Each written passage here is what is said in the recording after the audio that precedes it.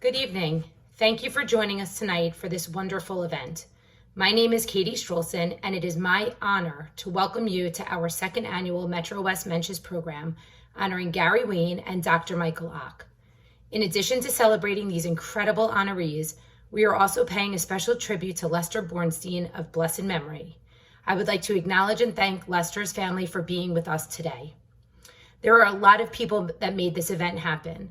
I want to take a moment to thank the staff of JCC MetroWest for their support as we worked through creating this program together during these uncharted times. I would like to especially thank my technical and administrative and marketing team, Arbel Noach, Matt Palin, Sarah Brothman, and Stacy Holstein. A profound thank you is also owed to our MetroWest Mensches committee, Sharon Seiden, Larry Ryan, and Karen Ford for their countless hours, their unwavering support, and their dedication to the success of this event. Tonight, we are excited to have Ambassador Michael Oren in conversation with Mark Gerson. We are in for a real treat. Thanks to all of you for joining us tonight and for your generosity. We are grateful for your continued support to our JCC. The past few months have been challenging, but you continue to stand with us as we serve our community and offer hope for a better tomorrow to those that need it most. To our 2021 MetroWest Mensches honorees, thank you. The program will begin shortly, but before it does, I want to share with you a little bit about our honorees. Gary Wayne is an alumni of the JCC Early Childhood Program. He lives in Livingston with his wife Stacy and their two sons, Jesse and Nate. Gary joined Wells Fargo Advisors as Managing Director Investments in February of 2009. Prior to joining Wells Fargo Advisors, he was a Senior Vice President at Smith Barney, where he spent the preceding 14 years. His primary responsibilities are to captain the Wayne Financial Group's proprietary wealth management process, including financial cash flow strategies, liability management, estate and trust services, investment and tax strategies, and asset management. Gary and his team are dedicated to serving the complex needs of public company executives and their families, along with nonprofit and institutional clients. He received his Certified Financial Planner TM designation from Pace University's Lubin School of Business and graduated from the University of Wisconsin-Madison with a BA in political science. Even with Gary's incredibly demanding job, Gary finds time to give back to the community. Gary joined our JCC board in June of 2012 and served on the executive committee as a vice chair. Gary is the founder of our Ante-Up Poker Tournament, which began in 2012 and continues to grow each year, fundraising significant dollars, which are used to give scholarship to participants in need of additional financial support. Michael Oren has been a JCC member and frequent presence at the pool and gym and a cultural program since joining the Y on Chancellor Avenue in Newark in the 1960s. A regular at Congregation Bethel and a board member of Jesby House, Michael and his beloved wife Golda of blessed memory were among the founding families of the school that is now Golda Ock Academy. Michael was born in Brooklyn and grew up in Boston. He studied at Boston Latin School and earned dual bachelor's degrees from Harvard College and Hebrew Teachers College. After graduating from Tufts Medical School, he served as an officer in the Navy in Quantico, Virginia, and then practiced radiology at Newark Beth Israel Hospital for 43 years, 12 of those years as director of radiology. Michael has called Maplewood his home since he and Golda moved there in 1965. Michael's love of travel has taken him to all 7 continents. He enjoys music, theater, family Zoom calls, and working out at the JCC. He treasures time spent with close friends and family, including his 3 children and their spouses, and especially his 9 grandchildren and their 2 fiancés. He is delighted to be 89 years young. Lester Bornstein was a longtime member of the JCC and a fixture at the Hayman Pool, where he participated regularly in water aerobics classes well into his 90s. Born to Jewish immigrants from Eastern Europe, he grew up during the Great Depression in a mostly Irish neighborhood of Chelsea, Massachusetts, regularly experiencing anti-Semitism. He served in 5 World War II campaigns, including the Battle of the Bulge, during which he fired a bazooka that destroyed a lead German tank at close range. This thwarted a German assault, and Lester was awarded a Bronze Star. Later, crossing the Rhine River, he ferried infantrymen back and forth 3 times and under intense fire. For these actions, he was awarded a second Bronze Star for valor, as well as the French Legion of Merit. After the war, Lester graduated first in his ROTC class at Boston University and returned to the military as a second lieutenant. During the Korean War, he served on the staff of the U.S. Navy Hospital in Japan and decided on a career in hospital administration. He graduated from Yale's School of Public Health and in 1957 became the assistant director at Beth Israel Hospital in Newark. He was named president in 1966. At a time when virtually all hospital administrators were doctors, Lester was one of the first public health managers to assume the role. He oversaw the hospital's expansion into a modern medical center renowned for its renal and cardiological care. Yet it was in the relationship between the Jewish hospital and the African American community that Bornstein made his most lasting contribution. Following the 1967 riots in Newark, many of the city's best hospitals relocated to the suburbs, and the Jewish population dwindled. Lester insisted that Beth Israel continue to serve the people of Newark. He also championed the hiring of Black doctors, recalling how many hospitals had once refused to hire Jewish doctors. In recognition of his achievements, the center created the Lester M. Bornstein Center for Emergency Care. Lester is survived by Marilyn, his wife of 72 years, by his daughter, Dr. Ora Cooperberg, a specialist in caring for young people with cancer, by another daughter, Karen Angrist, a hospital social worker specializing in geriatrics, and by his son, Michael Oren, an author and former Israeli ambassador to the United States. He is also survived by 9 grandchildren and 10 great-grandchildren. Wow, what impressive honorees we have. Now you know a little bit more about them and what makes them so worthy of this honor. At the end of the program, we have invited you to visit with the honorees in their mazel rooms and also to visit with Lester's family. The links to those Zooms were attached in the Zoom invitation you have received. If you do not have those accessible, we will again show them at the end of the program. If your participation level included Michael Oren's book, you will be receiving the book in the next 2 weeks. Thank you to Mark Gerson for his generosity in purchasing all the books. And now it is my absolute pleasure to begin tonight's MetroWest Mensches event. Enjoy.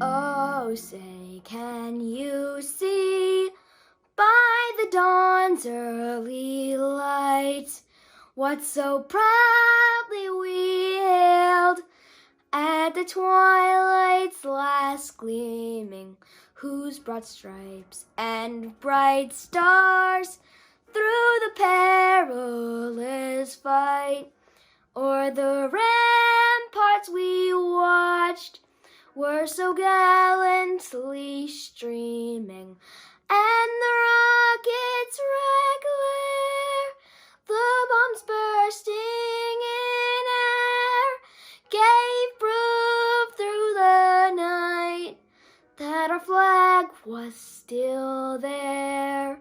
Oh, say, does that star-spangled banner yet wave o'er the land of the free and the home of the brave?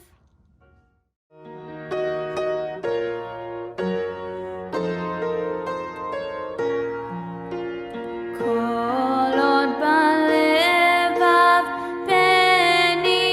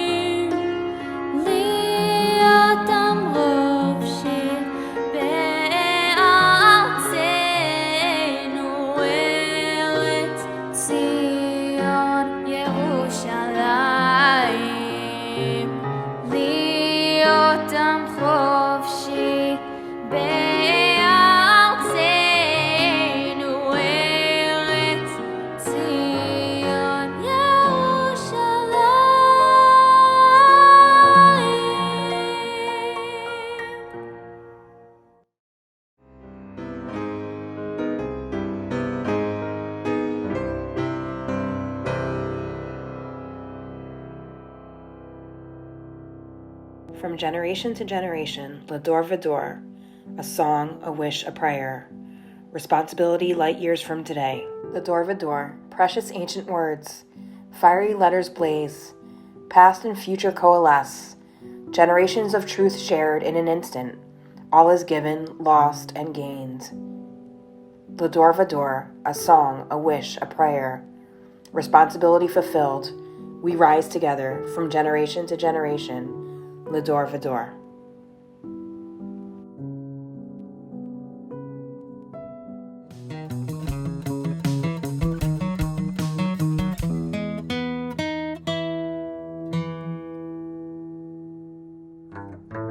Was ist ein Mensch? Das ist ein Mensch. Ein Mensch mit der Schmeichel auf sein Punim vor allen Menschen.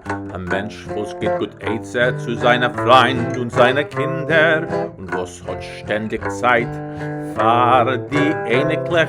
Was ist ein Mensch? Das ist ein Mensch. Mein Schwer Dr. Michael Oren ist ein Mensch. Why is my Zadie a mensch? Why is my Zadie a mensch?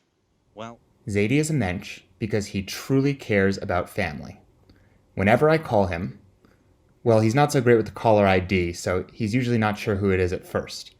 But then he always remembers exactly what's going on in my life and asks me the most thoughtful questions. Zadie, I admire the way you think about it. He is genuine. He is full of joy. He wants the best for everyone. He's extremely selfless. And these are qualities that... Well, he's got to be one of the happiest people I know. And the best thing you can do with happiness is share it. And my Zadie's happiness is infectious. I know every time I see him, whether in person... He's always happy. And you can call Zadie, month 3 of the pandemic, he's high risk. He hasn't been able to leave his apartment much.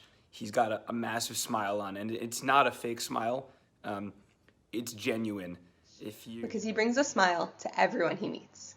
When we talk over the phone or on Zoom, he always has questions about the things we're up to, and then he follows up on them the next time we talk. He tells all our friends to call him Zadie, and he makes them feel welcome. But the attribute that comes to mind today is something that I'm calling humble generosity. He has so many causes and parts of his life that he cares about so deeply. From Judaism to education, from family to his community, the list really could never end.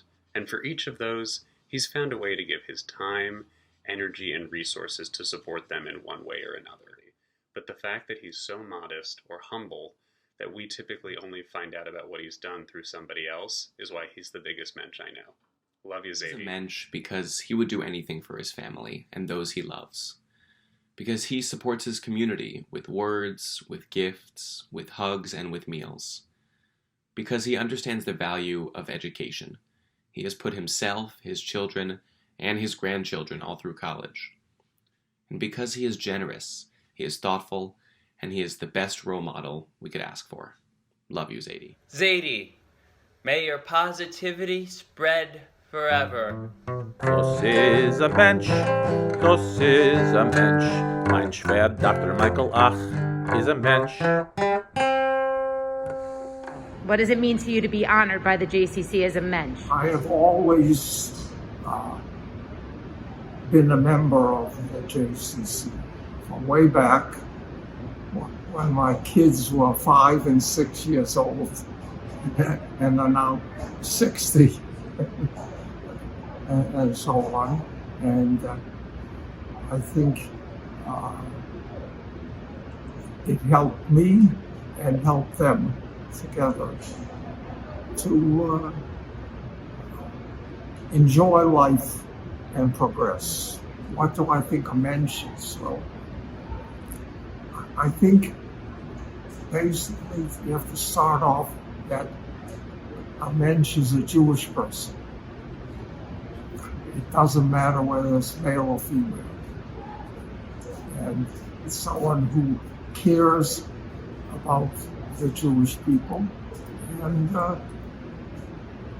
does things in their life to help Jewish people and all people. I want to thank everyone for being here to honor Gary as one of the JCC Mensch of the Year. Gary and I have been together for over 19 years. We've built a beautiful life with our 2 boys, Jesse and Nate, along with our 4-legged daughter, Joey. When I think of the word mensch, I think of someone who's all around good-natured, a good-hearted person, someone who has good bones. Gary's willingness to help anyone who needs it, no questions asked, is one of the many reasons he is a mensch. Gary gives 150% to his friends and family. When you are his friend, you are his family.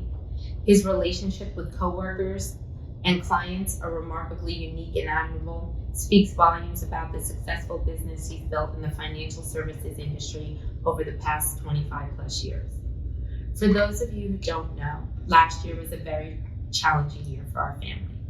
In November 2019, Gary was diagnosed with Hodgkin's lymphoma. In typical Gary fashion, he continued to work and be present both personally and professionally to the best of his ability. He did not let cancer define him or stop him from living while in treatment. At the height of his chemotherapy, he still managed to chair the JCC annual poker and casino night Ante Up. He also never let cancer get in the way of his commitment to our family, especially to our boys. Philanthropy is very important to Gary. He supports organizations and events that he feels connections with through community, family, and friends. Gary went to the JCC preschool as a child and has always felt a strong connection to the building. There are many ways to describe Gary, but one in particular is that he looks at life as the glass is half full. He always sees the best in people and situations that others might not. One of his favorite sayings is, "It is what it is." Many of us can learn from his even temperament and ability to let things roll off his shoulders. Speaking from my own experience, one of his favorite sayings to me is, "It's only a car." I think my dad is a mensch because he puts others before himself. I know from experience because he does whatever he can to make my brother and I happy. I think my dad is being honored as JCC mensch because of his ability to give back without expecting anything in return. He has set a wonderful example for me and Nate as to what a good person is. When I was thinking of what to write, I knew I had to write more than just, "My husband is the best person I know." It's so nice the JCC community recognized what I already knew. We love you. Good evening, MetroWest. Let me take a moment to thank you for this honor and to congratulate Michael Oren and Lester Bornstein on the honors that are being bestowed upon them this evening. Surely well-deserved. In doing some research on the origin of the word mensch, I learned that it was originally a gender-neutral term used to describe a good person, a person of high character, obviously morphing over time into a term that we now know today as describing a man. I feel like tonight we should take it back to its origin and recognize or share the recognition of the evening with the individuals who are most deserving. Who I'm referring to are the men and women of the JCC staff and board who work tirelessly day in and day out. It's their great professionalism and care for our members and our community that really assure the success of our J today and tomorrow. Thank you again for this honor, and I look forward to seeing all of you at the J real soon. Have a good night.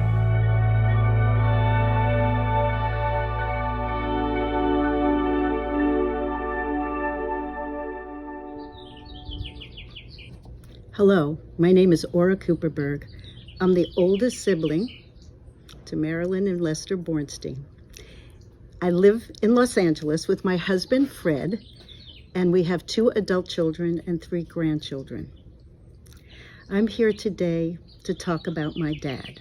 Now, you've heard from my sister, Karen, who you will hear from or have heard from about what a mensch he was, a great war hero, a wonderful father, great-grandfather, and father, and just an all-around fabulous person.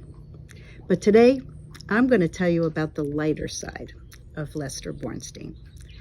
First, I want to tell you what a great storyteller he was. For those who have spoken with my dad, you know his wonderful military stories and how he told them with such passion and detail. It was just a wonderful thing.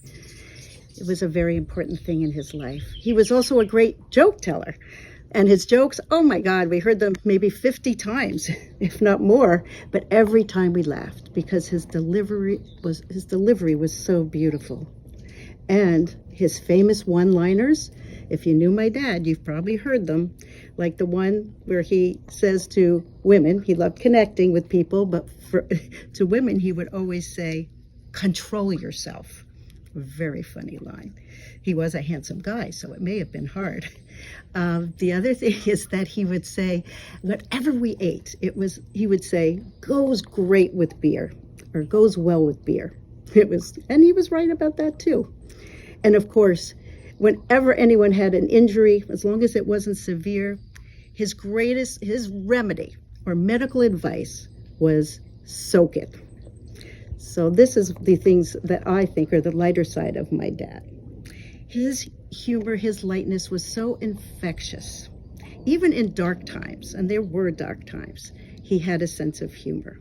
The best story I can tell, and the most recent, was when we were home. He was in his last few weeks of life, and there was a point in time when he looked like he was going. He was, seemed unconscious. He wasn't responding, and we all came around him, the family, and started hugging him and telling him it was okay. He could go. It's all right. We'll be okay.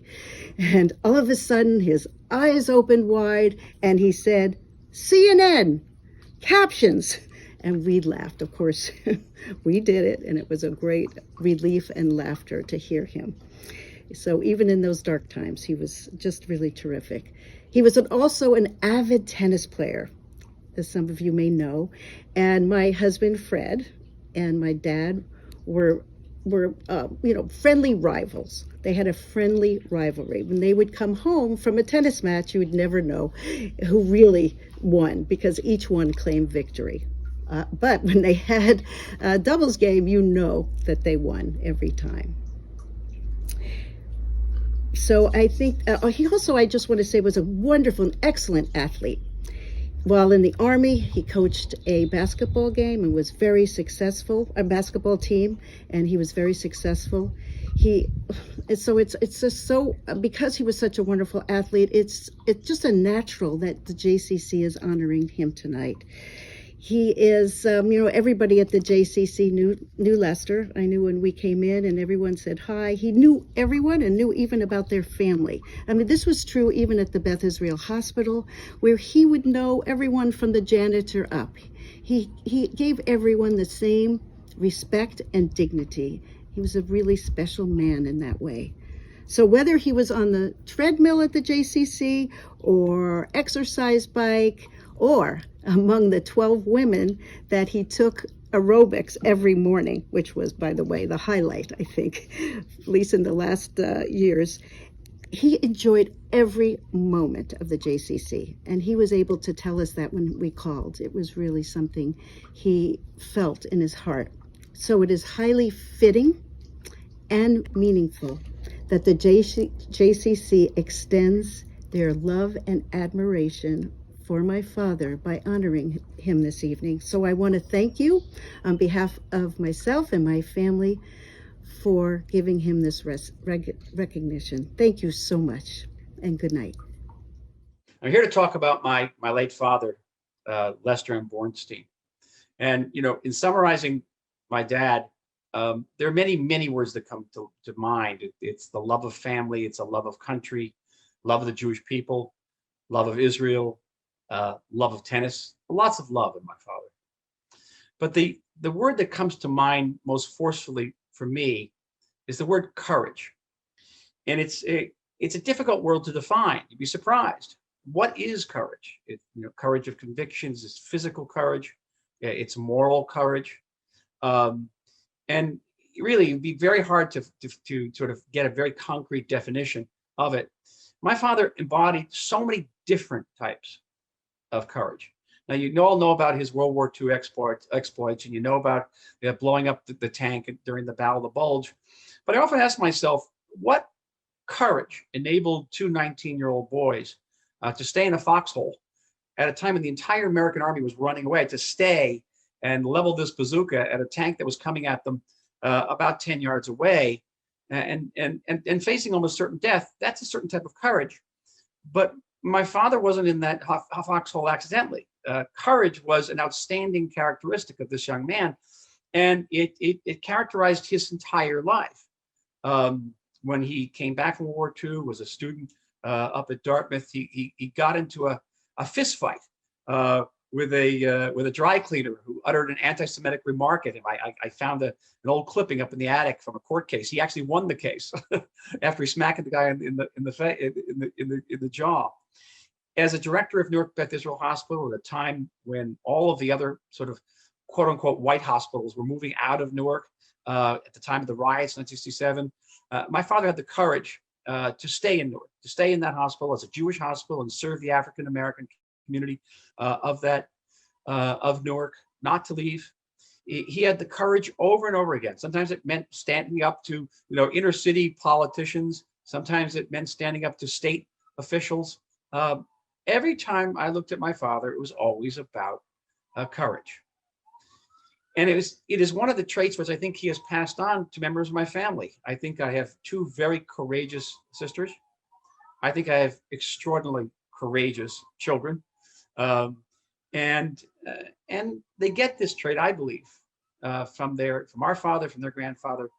It was my father who last fall had the courage to say, I've had it with hospitals.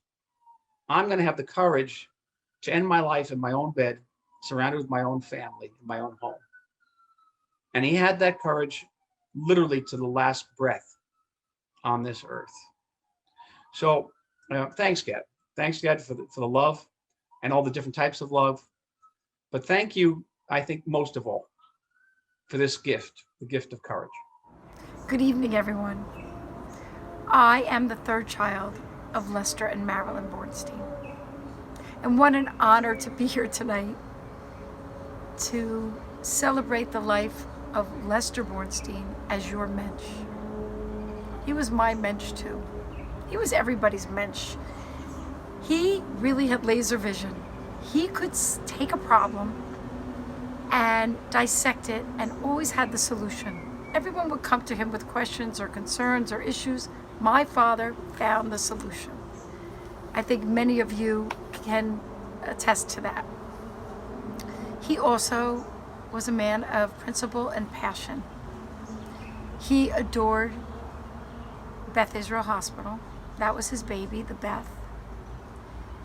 The JCC, MetroWest, being on the board of the Healthcare Foundation, those were all his passions.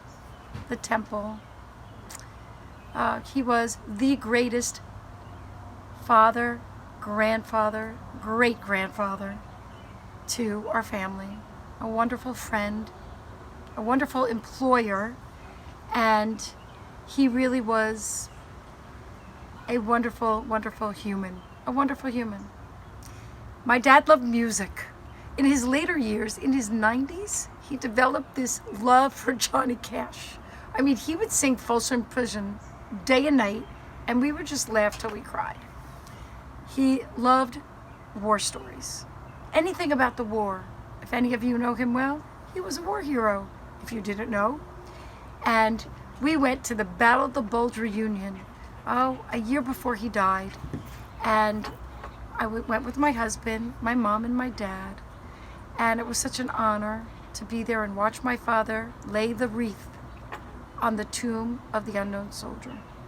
That was one of the highlights of his life and our lives.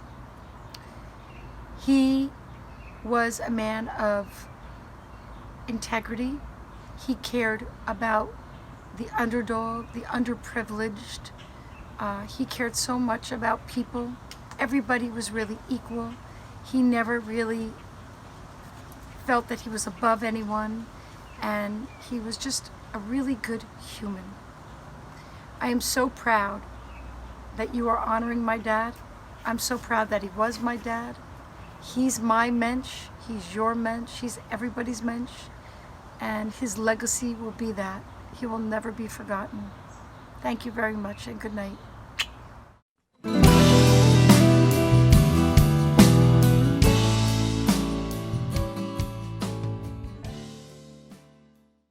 Michael Oren, I am so excited to be here with you today to discuss your magnificent novel. And just before we begin, what I'm sure will be a captivating discussion, because every discussion with you on every subject can be described as such, let's just acknowledge we're coming home right now. We are home right now.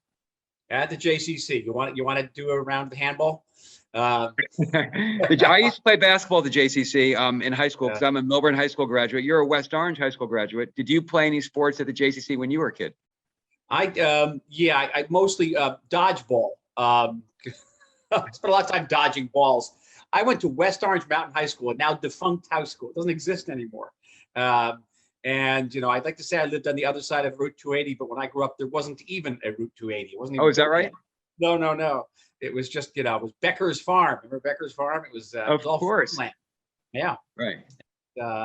We had a donkey braying in the backyard. We had an egg farm up the street. All these farms are gone. They're gone. Actually, where the egg farm now is a Hindu prayer center. Interesting. Can't make this up. And in our discussion, we're going to get into one more landmark near where you grew up, which is the West Orange Jewish Center, which now has a different name as well, but we'll certainly discuss that. So as I said, I'm so excited to be discussing your magnificent novel. So tell us about the title of the novel and its really biblical significance. Well, it's called To All Who Call in Truth. There we go. And it comes from Psalm 145. The Lord is near to all who call upon him, to all who call upon him in truth. If you're an observant Jew, you're saying it at least 4 times a day. In the Ashrei prayer, it's toward the end of the prayer. And I think it's kind of the most profound expression of Jewish faith. Lord is near to all who call upon him, all who call upon him in truth. Think about what that says, that you can actually approach God. And if you approach him in a genuine way, in a candid way from the heart, then God will be close to you. It's actually an extraordinary statement, for a statement that, something that was written 3,000 years ago. Quite remarkable. And that statement is in the synagogue in your book. And it was in the synagogue I grew up in. It was in the Jewish Center of West Orange. In just the way it appears in the book, on sort of like carved out gold wooden letters. And it was on the wall of the sanctuary. It is no longer on the wall of the sanctuary, alas. And not that they don't believe in it anymore, but it's no longer there. But, being a very bored kid in Hebrew school, I stared at that thing for years and years and years. And I guess somewhere it made an impression on me. And I began to think about it. I think about it as one of the great expressions of Jewish faith. Wow, beautiful. Now you've said regarding your book the following. You said, I grew up in a non-Jewish working class neighborhood. I encountered anti-Semitism pretty much regularly. This is in West Orange. It was a fact and a feature of our lives. That was not my experience at all growing up in Milburn Short Hills in the 80s. So I'm interested to hear how that was an Essex County experience just a few years before.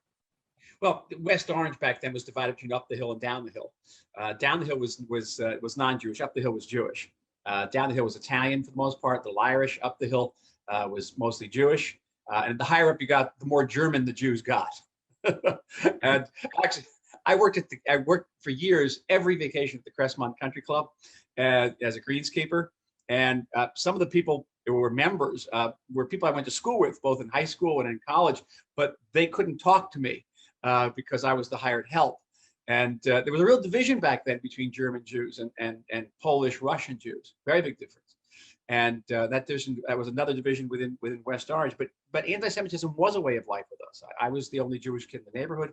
I got myself beat up pretty regularly. I got these little scars on my knuckles from teeth. Got the big fist fights all the time, and had my nose broken once. That was a good one. And how would this happen? I mean, I'm just shocked this happened in Essex County not too long ago. Like, how would these fights, these altercations, these encounters happen? And what was the response of the parents, the authorities, the community? I mean, it was so unlike anything I grew up with. I'm so looking forward to learning from you how this was a fact of Essex County life not long before. Well, it's so funny when I was writing this book, and there's a lot of anti-Semitism in the book, and I was afraid that when I started writing the book, that American Jewish readers will say, this doesn't ring true.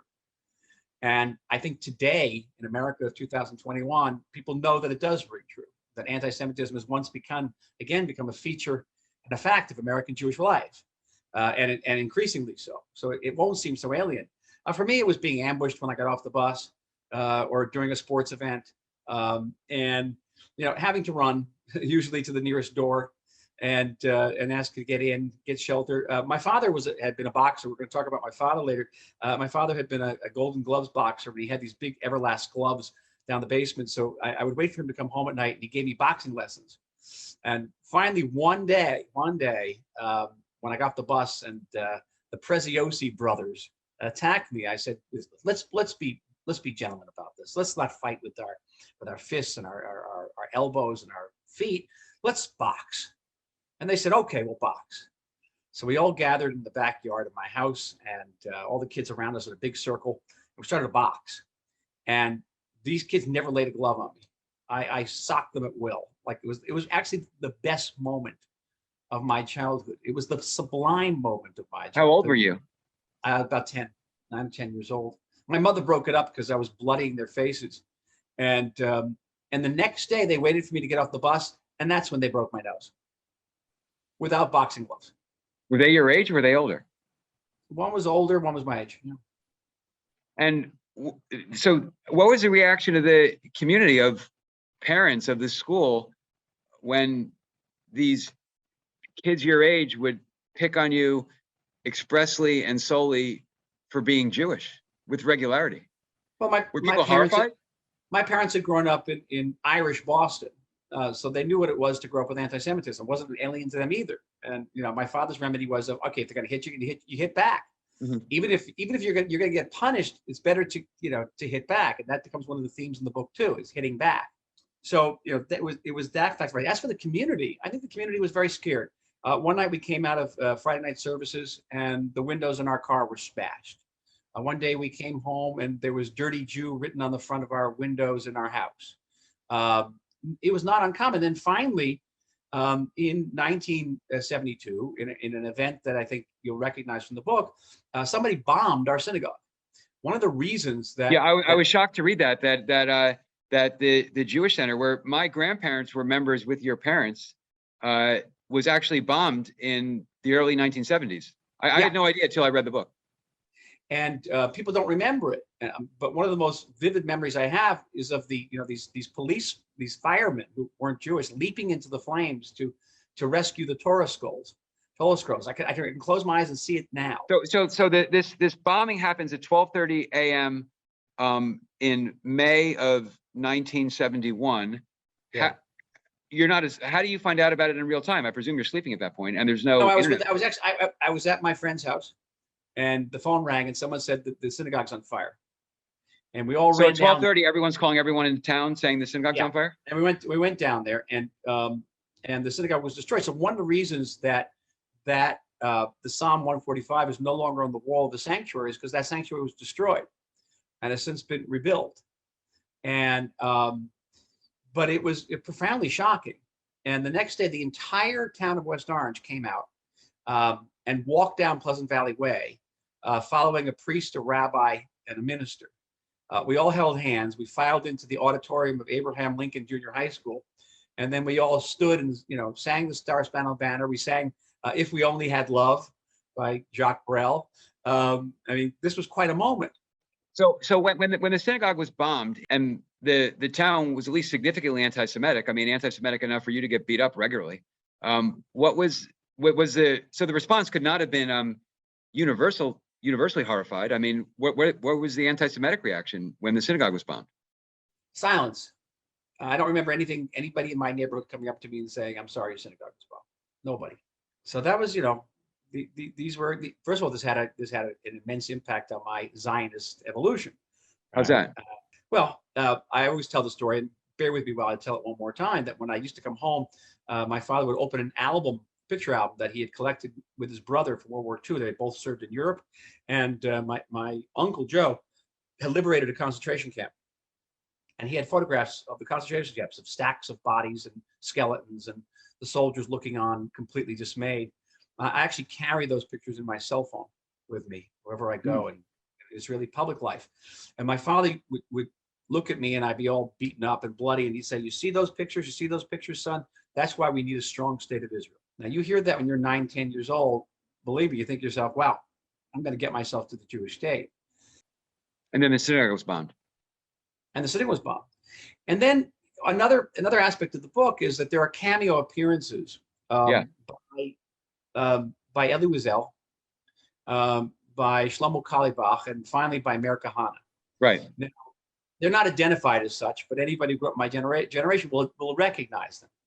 So I was 15 years old, and I went down to the JCC, and there on the stage is this wisp of a man with a very almost inaudible voice, with his hair sticking straight up in the air, and he's talking about the Holocaust. He's talking about Siget, his village in Romania.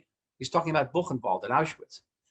And I couldn't believe it, because back then Jews didn't talk about the Holocaust. You believe this? We would whisper about the Holocaust.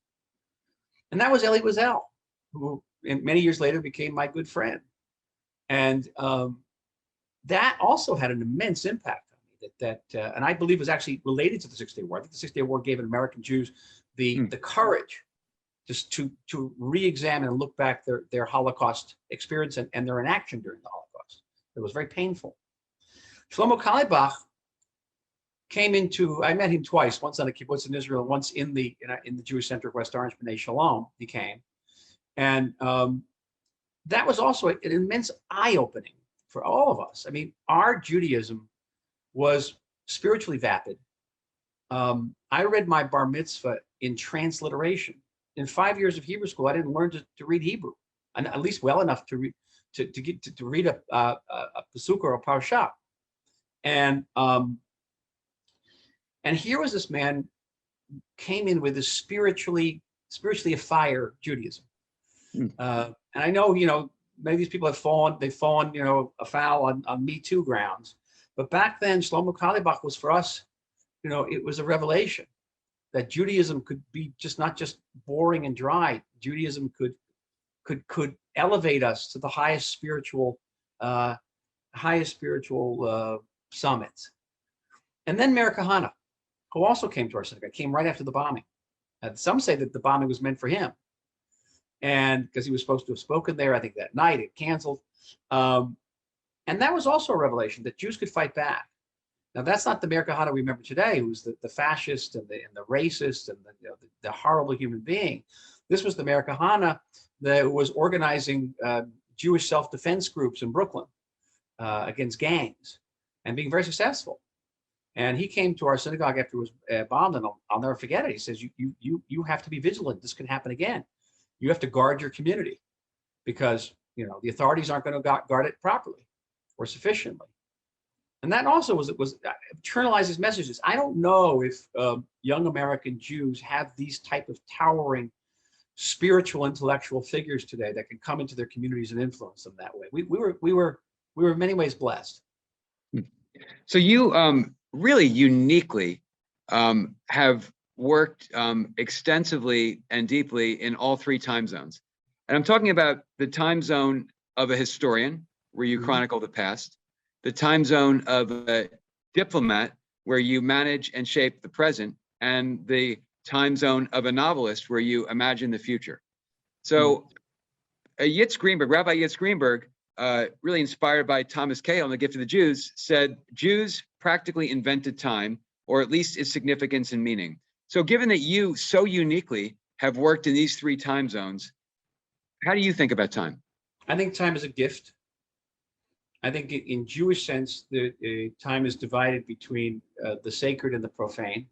And that in itself is a revolutionary concept of the Jews, that there's holy time and separate times. One of the great leitmotifs of Judaism and one of the prerogatives of God is to separate things. That's what happens in Genesis. He separates the heavens and the earth. He separates the sea from the land. It's one of the great things that God does, is separate things, and he separates the holy from the profane. When I think about my time, and I think about my time in this life, I think of it as holy time.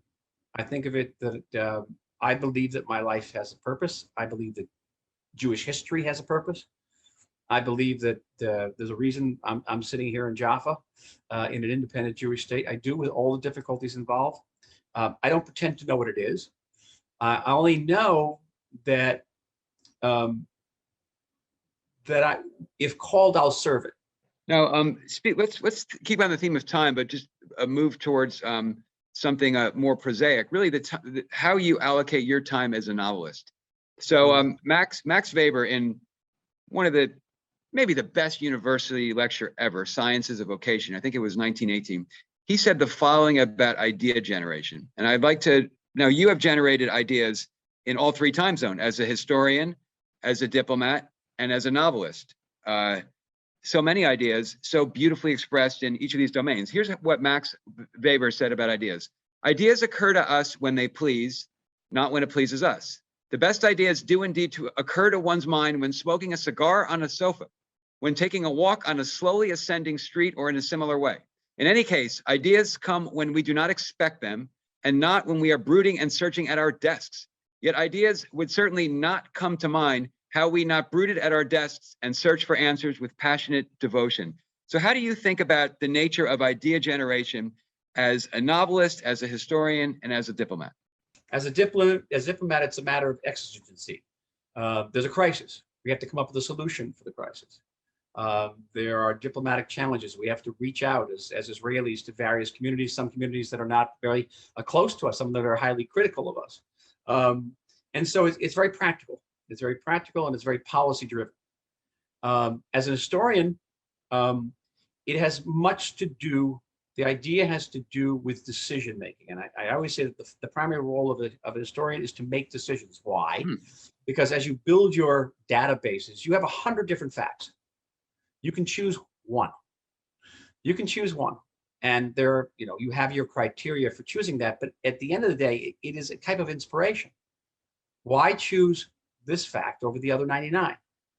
And I think, from my experience, invariably it works. You listen to that inner inspiration about making choices.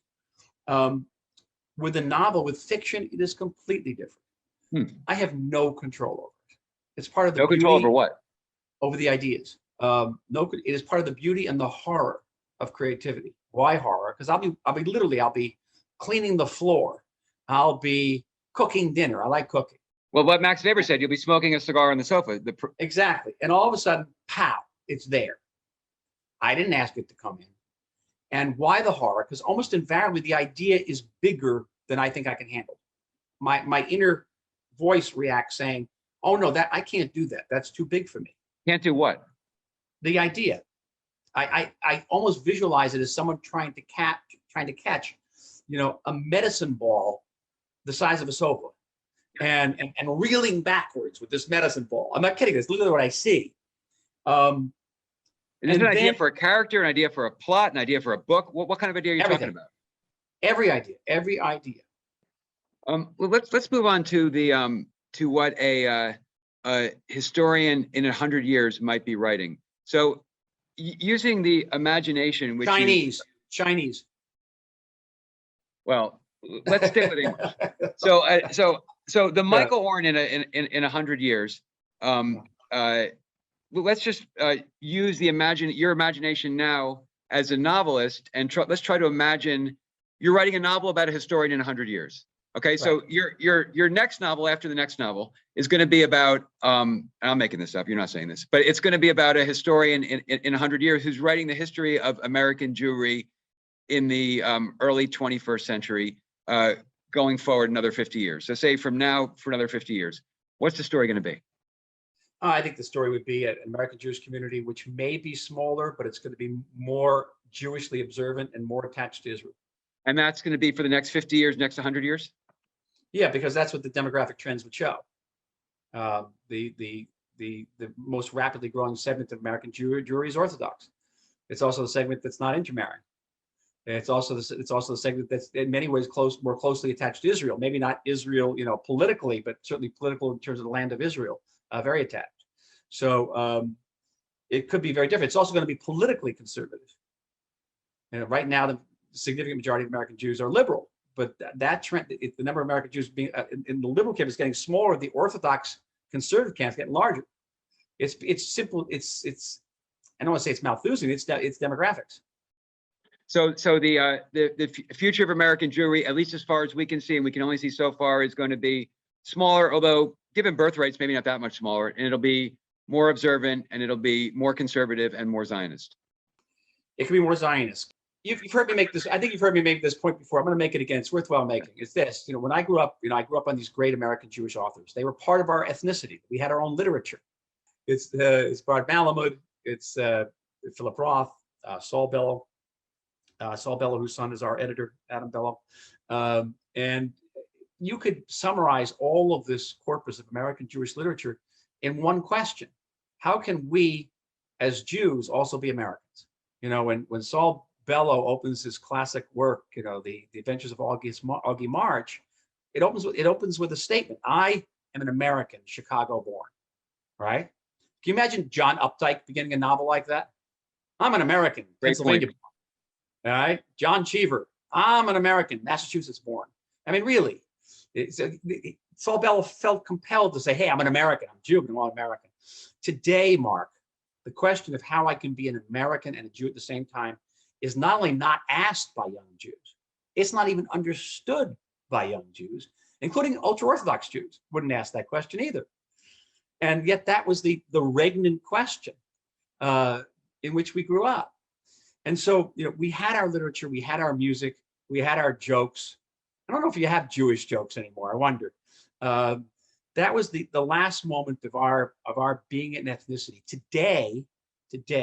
Well, Michael, I mean, I could continue this conversation with you forever, because to converse with Michael Oren is just to have an experience where, as you said about writing a novel, one never knows where the conversation is going to go, but it's always fascinating, always instructive.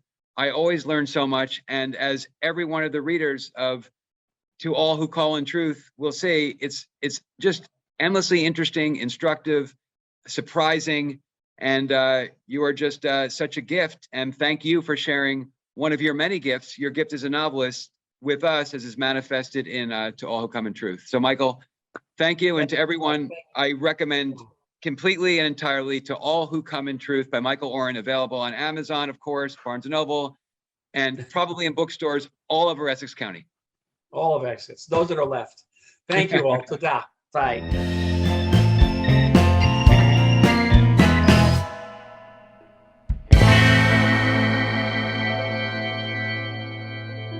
It is now my pleasure to say l'chaim to two amazing mensches, Michael Oren and Gary Wayne, and a very special tribute to Lester Bornstein. Let me start with Michael.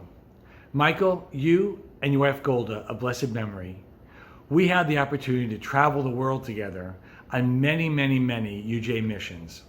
That's where I got to know both of you and to realize what an inspiration you are for our community. And then I got the pleasure of seeing you in the JCC every day. How inspiring you are, how caring you are, and are really a true mensch for our MetroWest community. Gary, I don't know how to say thank you enough for being also an amazing JCC mensch. You have inspired me. I watch you turn events into magic. I love watching you, especially on Ante Up. You inspired me to see how engaging you were and how much money you could raise. You're a great fundraiser, a great leader, and a great person to work with every day. And a special tribute to Lester Bornstein. I had the opportunity to see you every day of my life in the JCC. I would love having a conversation with you on your way to the gym, on your way back from the gym, just having a schmooze. It was fabulous. And you inspire me every day of my life. I loved everything you did. I loved everything you inspired me to do. And you also made me feel like a very special person at the JCC. So let's raise our glasses now to say l'chaim, to Michael, to Gary, and in tribute to Lester. Three amazing men who have really led the way for JCC MetroWest. L'chaim.